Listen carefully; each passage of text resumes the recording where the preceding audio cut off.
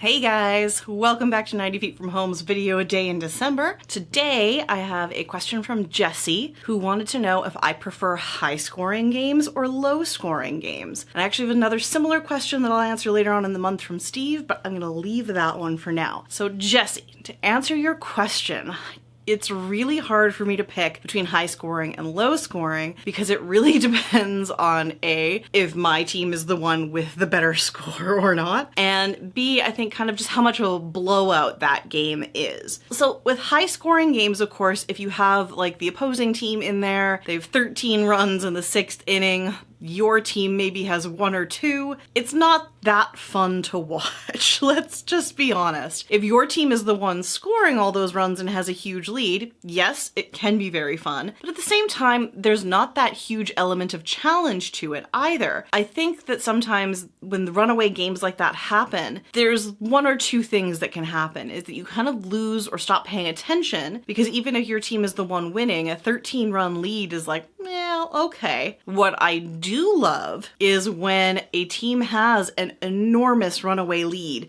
and it seems like there's no possible chance at all that they're going to be beat and the other team comes from behind. I think there's just nothing more exciting than a game where there's like a 10-run lead and then in the 8th inning suddenly there's 2 runs, 3 runs, and then suddenly the game is tied and you're in the 9th inning and it's like, okay, now we have a real game. That sort of thing is just impossibly exciting for me to watch. And that's, I think, what is one of the most exciting things about baseball in general, is that there is no such thing as a given game. Anything can be turned around, any game can be won at any time. So even if there is that enormous lead, there is always an opportunity for the team to come back and win it, which I think that is probably my favorite kind of baseball. Unless, of course, my team is the one giving up a 10 or 13 run lead, in which case that game is terrible and I hate it. Now, conversely, I think there's something really kind of cool about a low scoring game because it means that your pitchers are usually just dueling, that they're having an incredible time and they're going head to head and they're just dominating back and forth and back and forth. And in those instances, you're usually left waiting until one of the teams has to turn that game over to their bullpen,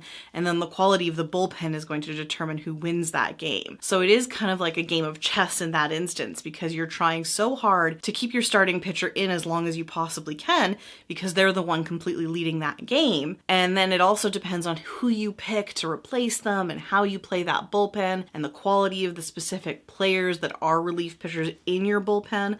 I think that's something very cool. But on the other hand, if you do have a low scoring game, it can get a little bit boring because your offense really just isn't doing anything. And when nobody's scoring runs, yes, it can mean that the pitchers are just doing an incredible job, but it can also mean that your offense is incredibly cold, that none of your power bats are actually swinging and making contact, and that just generally speaking, your lineup isn't doing anything worth watching. It's tough. And I know, Steve, your question was really similar to this, so this may have answered yours as well, but I am going to talk a little bit more about pitchers, duels, and defense when I do answer your question later on this month, but I thought I would space them out. So, Jessie, to answer your question, I didn't really answer your question at all, I realize. I think it really just depends on the circumstances of those games and whether or not they're kind of edge-of-your-seat excitement, late-inning comebacks, whether or not they're a true pitcher's duel in terms of a low-scoring game. So to answer your question, I think I'd have to say I love a low scoring game when it really means that those pitchers are both absolutely on the top of their game and that's what's causing the low score as opposed to the batters just being completely useless that day. And when it comes to a high scoring game, I really love watching it, specifically if there's a comeback win in the later innings. Those are my favorite games to watch. So I hope that answered your question. Guys, if you have your own questions, please remember to leave them down below. I am answering 1 question a day in December from the 1st to the 25th. This has been day 4. If you want your question answered, I am going to leave a link below to my gift guide giveaway video. So if you leave your question there, you do have the chance of winning a poster from Ballpark Blueprints. Otherwise, feel free to leave it down below. But I posed Jessie's question to the rest of you. Do you prefer your games high scoring or low scoring? Leave your answer down below. And while you're there, hit that subscribe button. Ring the bell if you want to be notified of every new video that goes live. And especially this month, because you don't want to miss one. There's one every day. And of course, you can always follow me on social media where I'm at 90 Feet From Home on Facebook, Twitter, and Instagram. So until tomorrow, guys, we'll see you again soon.